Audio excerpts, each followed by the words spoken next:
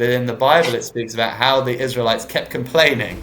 God had rescued them from Egypt. They were complaining they now had to cross the sea. God splits the sea miraculously. They complain that they don't have enough water. There's a lot of this. I feel like Jewish leadership has always been this carrying this wonderful, demanding, fetching community that has all sorts of different views. And that is the challenge and the responsibility. But you know what? I care. And it's a moment where you really do have to balance these really important values, I say, of trying to bring the community together, and I'm committed to trying to do that. Phil, first of all, thank you so very much for joining me. It's such a pleasure to meet you, and I really appreciate you making time. Thank you very much for having me on, Erin, and I just wanted to say, just thank you. I know it's been a hard time to be a friend of the Jewish people and of Israel, and you've come through in spades, and I just wanted to say thanks so much for that. Oh, that means a lot. And I say I am, as I always do, deeply uncomfortable with the fact that it should be something that I am thanked for. It should be the absolute norm, widespread reaction from the vast majority of the world. The fact that it's not is disgraceful. But this is our situation and we fight on, and it is a privilege to stand with your people, and I say that very sincerely. I'd like to start, Phil, by asking you who you are, what your position is, and then we'll go into why it's been a very difficult couple of weeks. And I'm sure a lot of people watching will know what I'm referring to. But when I was looking at you prior to having you on, I noticed that you are the youngest, is that right? To hold the position you do at 38 years old, and you may have grown since then. I'm not sure when you took over this position. 39. 39 now, so now you're not a spring chicken anymore. No longer. How did you come to be in the position that you're in? So the Board of Deputies of British Jews was founded in 1760. So we're 16 years older than the United States of America. Donald Trump, as you'll know, is the 47th president. I'm the 49th president of the Board of Deputies. And we're this organization that has, for that 265 years, been representing the UK Jewish community to government, media, different faith communities, diplomatic missions, and so on. And that's the role. And we're comprised of 200 different organizations from right across the UK, from Cornwall to Aberdeen, some of the overseas territories, Gibraltar, Jersey as well. And we've got 300 deputies representing those 200 communities. Some are bigger, so they get more representatives. And it's sort of like a Jewish parliament of the UK Jewish community. And we meet 8 times a year, and I'm, as the president, questioned, like in parliaments around the world. People ask questions about things that they like that we're doing, things they don't like that we're doing. And there's a regular and robust debate. And the way it works and the way I came into my position is that every 3 years they elect their elected leadership, and in May last year I was elected as president. And I stood, Erin, for a couple of reasons.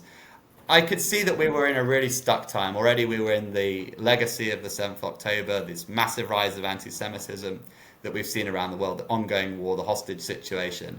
And I thought that the Board of Deputies, an amazing institution, needed a particular kind of energy. And I thought, you know what?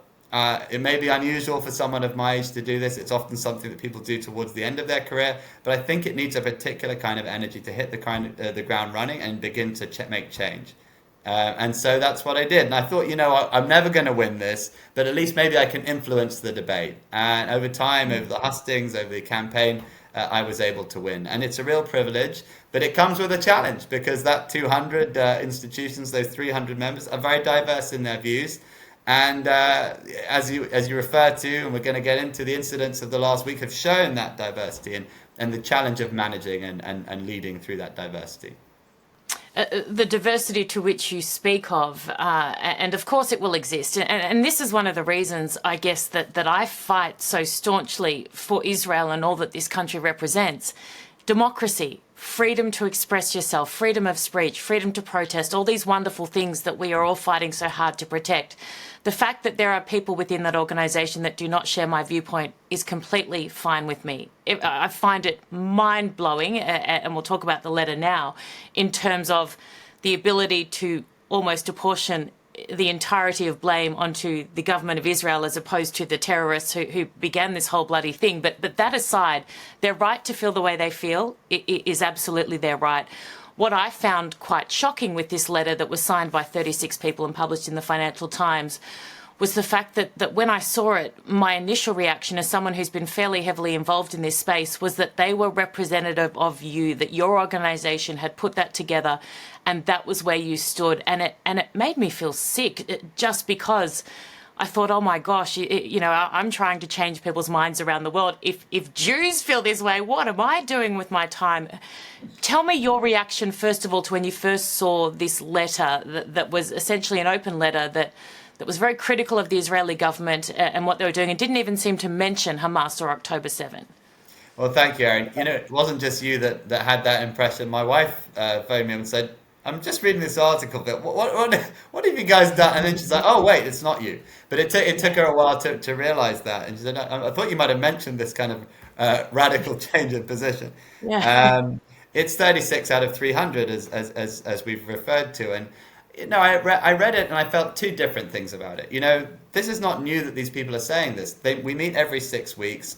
You can, if you have the time or inclination, you can watch. We have all of those meetings are available online to watch, and a lot of these issues and differences of opinion are raised and discussed, and that's absolutely right. It's a privilege to engage with that diversity of opinion. But the way that democracy works is a combination of diversity and order. On the one hand, we want to hear that diversity of views more to the left, more to the right, the whole thing is welcome. But you also need to contain that within a structure that says, well, with all of those different views, how do we come to a point of consensus? Usually by majority, but lots of other different things influence it. And the Board of Deputies for 265 years has had this structure that's been quite good at saying, okay, there are people more to the left, more to the right, center. How do we bring those all together? And the challenge is if you do too much on the diversity side, you lose the order, you go into anarchy.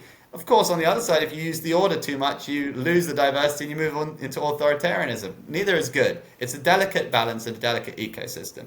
The letter was challenging because, at least by inference, and it's this is a matter for debate as to what the letter writers thought they were saying and who they were speaking on behalf of, but a lot of people, like you, Erin, and like my wife and like other people, heard it in a particular way.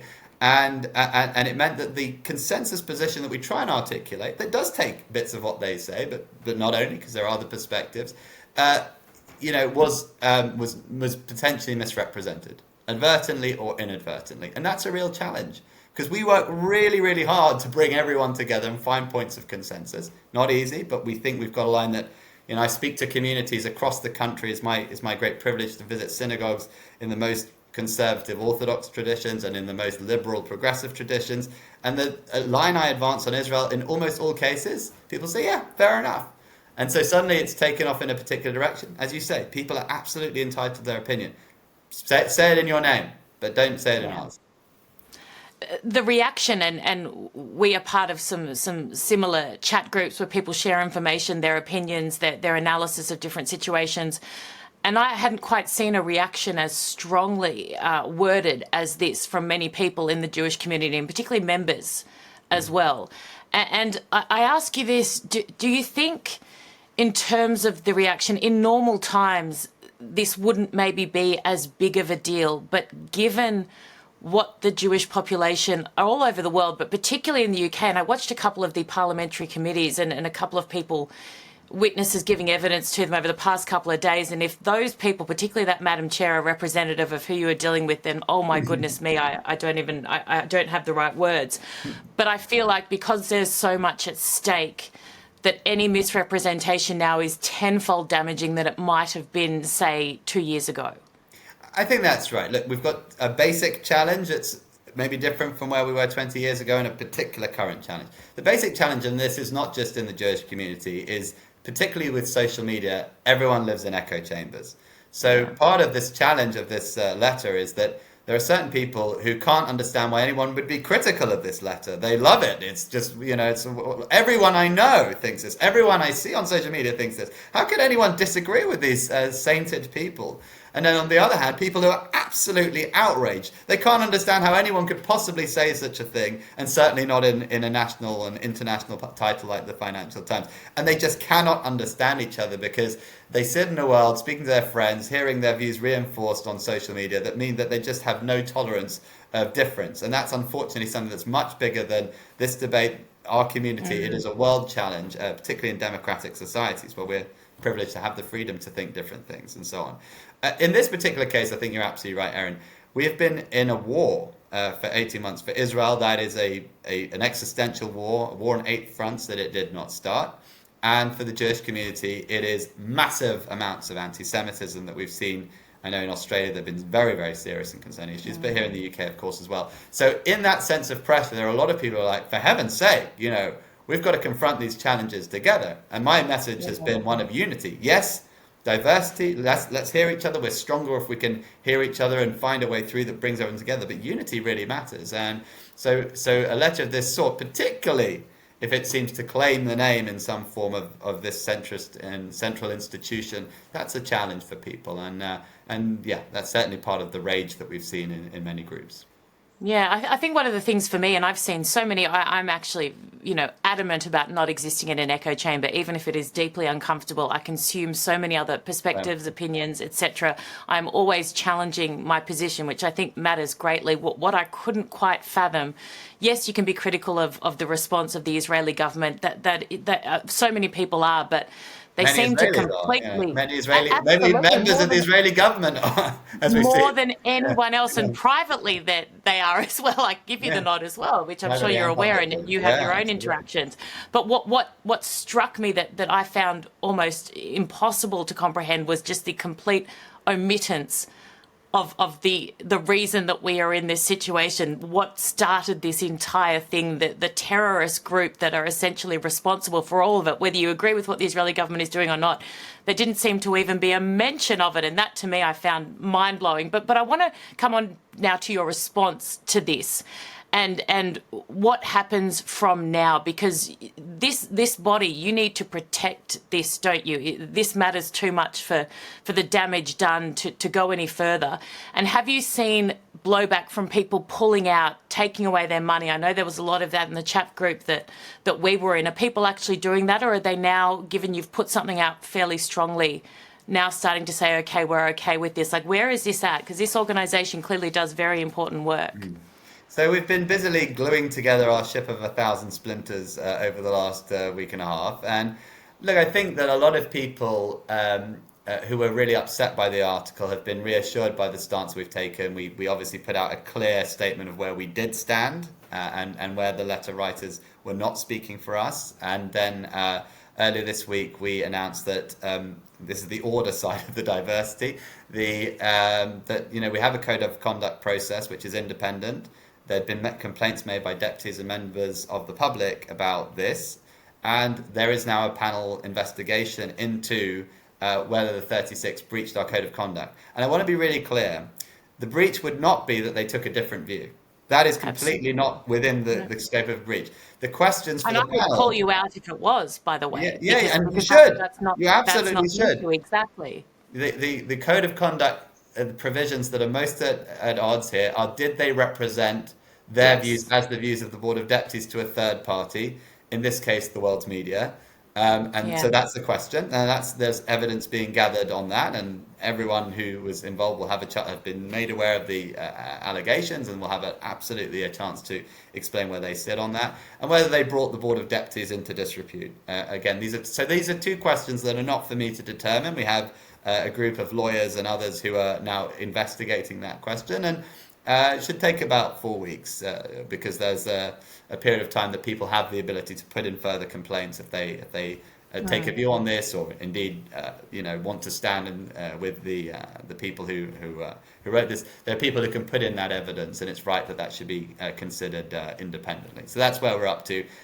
Absolutely not a case either way of whether they're allowed to have the views they have. That's not a question. With the Board of Deputies is a diverse organisation that wants to hear diversity views. It's whether they misrepresented us. Because regardless, even if the intent wasn't there, and I look at it and believe that it was, but it may not be, I don't know, and you will look to ascertain that during your investigation. The way it was reported, and yes, by organisations who have been horrific in this space since October 7 and weaponized this stuff, and they had an absolute field day. How do you reverse some of the damage that many think has been done by this? Because you can come out as strongly as you like, and it happens, it's the same when Hamas keep releasing their numbers, and then they suddenly come back and they reassess and say, oh, we were a little bit wrong. But the big networks will put out their numbers, but then when they even correct themselves, they'll do a little footnote, in font size 2, and it won't get anywhere near the same traction. So how do you go about it, or can't you? Is that just you've got to accept this has happened, do what you can to rectify it, but accept that damage has been done? We've got to get the word out, and you're right. I mean, I think that my sense over the last weekend or so is that people who I would call high information, people who are watching programs like yours, people who are reading the news, have generally been quite reassured by our response. They've seen that we've been clear, and they've seen that we're looking at this very seriously, and that there is a process of investigation on. And I think people are giving us credit for that where they know that. The problem is not everyone is at that level of high information. A lot of people will have seen not the article, not our response. They've seen some message on social media that maybe gives a very particular view on it, and that's it. That's the beginning and end of what they know. They're low information and quite high emotion about it. And understandably, this is a very difficult time. And it's going to take time for us, I think, to reach those people and explain to them the whole package. I'm off on the road again this weekend. I'm heading to Manchester, and my program of tours is going to, obviously, I expect that I'll be having those conversations. And by the way, those conversations also with communities of deputies who are now subject to this code of conduct process. I want them to understand this is not an attack on freedom of speech or their views. They're absolutely entitled to it. Every Board of Deputies meeting is a festival of those views being aired and discussed with courtesy and kindness. But this is a question of this is another sort of question. Who speaks for this organisation? We're a democratic organisation. We have elections. We have ways of moderating debates. This is potentially not it. Phil, final question. Have there been moments over the past week or so where you have thought, what the hell was I thinking? Occasionally so. And you sort of think about, goodness me, this is really difficult. But, we've just been during the Passover festival. This all came out, and in Passover there's this prayer, very beloved prayer in the Seder service, where you sort of say, if God had only done this, it would have been enough for us. If God had only done this, it would have been enough for us. The joke kind of being that in the Bible it speaks about how the Israelites kept complaining. God had rescued them from Egypt. They were complaining they now had to cross the sea. God splits the sea miraculously. They complain that they don't have enough water. There's a lot of this. I feel like Jewish leadership has always been this carrying this wonderful, demanding, fetching community that has all sorts of different views. And that is the challenge and the responsibility. But you know what? I care. And it's a moment where you really do have to balance these really important values, I say, of trying to bring the community together, and I'm committed to trying to do that. Phil Rosenberg, thank you so very much for joining me. I'm really grateful, really appreciate your time, and thank you for all the work that you're doing on behalf of not only your own community, but all of us in the world who believe in peace, freedom, democracy, hope, and good versus evil. So thank you. Thanks to you, Erin.